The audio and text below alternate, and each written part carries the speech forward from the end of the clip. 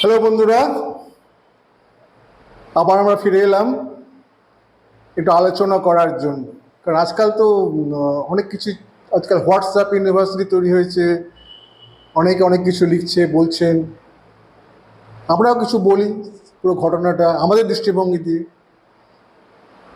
আপনাদের যদি কিছু বলার থাকে আপনারা বলতে পারেন, সেটা আমরা বিচার করব, যে চিন্তা করব।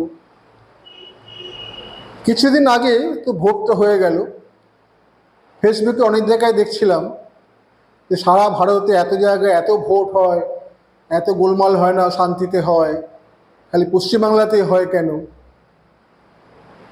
এবং এটা প্রতিটা নির্বাচনে একই ঘটনা ঘটে। তাও তো ভাগ্যক্রমে এই বছরে ভোটের দিনগুলোতে অন্তত কোনো রক্তক্ষয় হয়নি, কোনো প্রাণক্ষয় হয়নি। আনন্দের কথা, এটা প্লাস পয়েন্ট। কিন্তু গত পঞ্চায়েত নির্বাচন যদি ধরেন বা বিধানসভা নির্বাচন ধরেন, সবারই মনে একই প্রশ্ন, এত হিংসা কেন? সেই আছে না বিসর্জনে লাইন, এত রক্ত কেন? সে একই প্রশ্ন, এত হিংসা কেন, এত রক্ত কেন? ভারতে তো আরও অনেক রাজ্য আছে, সেখানে হচ্ছে না, এখানেই বা কেন এত হচ্ছে? আমরা কি রাজনৈতিকভাবে এতটাই সচেতন যে হিংসা না করলে হবে না? এখন দেখুন, কোনো প্রশ্ন উত্তর খুঁজতে গেলে আগে প্রশ্নটা গোড়ায় যেতে হবে। যেমন ধরুন, একটা গল্প বলি।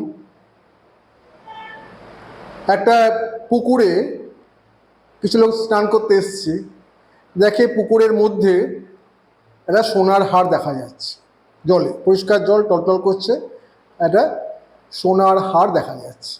এ নামছে তোলার জন্যে, ও নামছে, ঝাঁপাচ্ছে, জল ঘোলা হয়ে যাচ্ছে। আবার কিছুক্ষণ পর দেখা যাচ্ছে, হ্যাঁ দেখা যাচ্ছে তো, কিন্তু কিছুদিন হারটা কেউ তুলে আনতে পারছে না। কিছুক্ষণ পরে একজন বয়স্ক লোক এলেন, তিনি বললেন, আরে তোরা করছিস কি?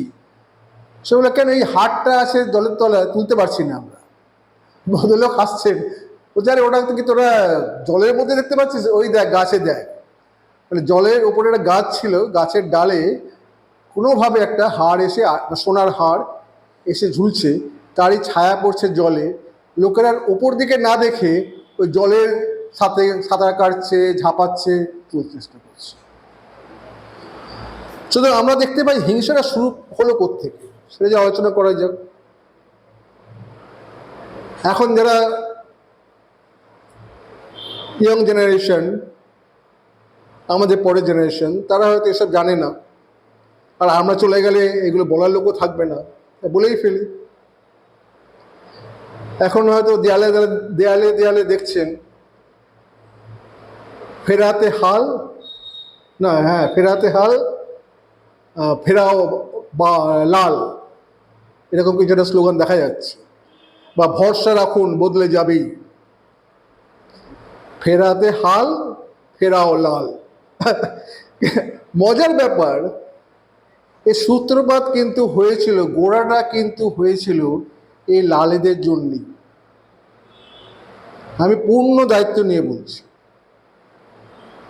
আজকে যে বিরাট মহিরুহ আপনারা দেখছেন, গ্রামে গঞ্জে হিংসা, এ ওর বাড়ি পুড়িয়ে দিচ্ছে, এ ওর ধানের গোলা জ্বালিয়ে দিচ্ছে, এই ওকে ঘর ছাড়া করে দিচ্ছে, মেরে তো ফেলছেই, বা পিটিয়ে মেরে হাসপাতালে পাঠাচ্ছে। সব সূত্রপাত কিন্তু হয়েছিল এই লালেদের সঙ্গে। এটা নিয়ে আমরা আলোচনা করছি। আমরা ফিরে যাচ্ছি ধরুন 1965-67 ওই টাইম। সবে ভারত পাকিস্তান যুদ্ধ শেষ হয়েছে, দেশের অর্থনৈতিক অবস্থা খুবই খারাপ, খুবই খারাপ। মানে যাকে বলে একেবারে নিয়ার ফেমিন কন্ডিশন। 2-3 বছর বৃষ্টিপাত ভালো হয়নি, খাদ্য উৎপাদন একেবারে তলায়। মানে কলকাতার পথে ঘাটে তখন ভিখারি ভর্তি। সরকার চালু করলেন লেভি প্রথা, আরও করলেন কি, এক জায়গা থেকে অন্য জায়গায় চাল নেওয়া বা বন্ধ। মানে আপনি যদি ধরুন 24 পরগনায় আসেন, বনগায়, আপনি বনগা থেকে ব্যারাকপুরে চাল নিয়ে আসতে পারবেন না, পুলিশ ধরবে, এরকম কন্ডিশন। বা হয়তো স্টেট বর্ডার, ডিস্ট্রিক্ট বর্ডার, এরকম কিছু একটা ছিল। হয়তো 24 পরগনা থেকে নদিয়া আনা যাবে না, এরকম কিছু একটা ব্যাপার ছিল, বা নদিয়া থেকে মুর্শিদাবাদ নেওয়া যাবে না, এরকম কিছু রেস্ট্রিকশন ইম্পোজ করা হয়েছিল, এতে চালটা এক জায়গা থেকে আরেক জায়গায় না চলে যায়। অনেক ঘরের, অনেক গরিব ঘরের মেয়ে বউরা সেই সময় যে কি পরিশ্রম করেছে, সেই পেটে গাছায় চাল 2 কিলো 5 কিলো চাল নিয়ে ট্রেনে ভিড়ের মধ্যে বসে 2 পয়সা আয় করার জন্য এক জায়গা থেকে আরেক জায়গায় নিয়ে যেত। সে যে কী অবস্থা গেছে, যারা এখনকার দিনে আপনারা ভাবতে পারেন। আমার মনে আছে, আমি দেখেছি সেই ছোটো ছোটো 5 বালিশের যে খোলগুলো হয়, তার মধ্যে হয়তো 1.5 কিলো 2 কিলো 3 কিলো চাল ভরে মুখটা বন্ধ করে তাকে ছেলে সাজিয়ে মেয়েরা, মানে মহিলারা হয়তো গরিব ঘরেরই, তারা তার উপর, যারা বাচ্চা ছেলে মানে শিশু নিয়ে যাচ্ছে, এইরকম করে কিছু চাল এক জায়গা থেকে বিক্রি করে, যা হয়তো 10 টাকা 5 টাকা, তখনকার চালের দাম কম ছিল, যেটুখানি পায় সেটার জন্য এত কষ্ট।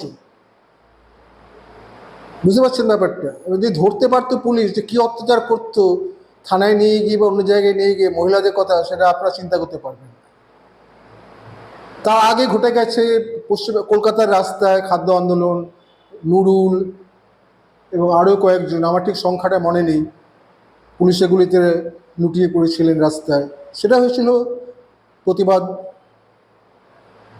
মানে এমন অবস্থা, আমেরিকা থেকে যদি গম বাজরা না আসতো, মাইলো যাকে বলতো, মাইলো খেয়েছি আমরা সেদ্ধ করে, রুটি খাওয়া লোকের অভ্যাস হয়ে গেল, কারণ চাল পাওয়া যাচ্ছিল না। আমেরিকা থেকে গম আসতো, সেই গম একেবারে কলকাতা পোর্ট থেকে একেবারে যাকে বলে শিপ টু শপ কন্ডিশন, এবং সেই মাইলোর সঙ্গেই এখন যে পার্থেনিয়ান দেখেন, ওই পার্থেনিয়ান তখন মানে ওই জাহাজে করে ওই সময় এসেছিল, এখন যেটা বিষাক্ত রেল লাইনের আশেপাশে দেখতে পান আপনারা, সেটা সেই সময় এসেছিল। রেশনে সেই গম চাল তো দেওয়া হতো অল্প একটুখানি, সে মনে আছে পার হেড মনে হয় 500 গ্রাম বা 700 গ্রাম চাল দেওয়া হতো, গম দেওয়া হতো। অনেক বাঙালি পরিবার তখন রুটি খাওয়া শিখল।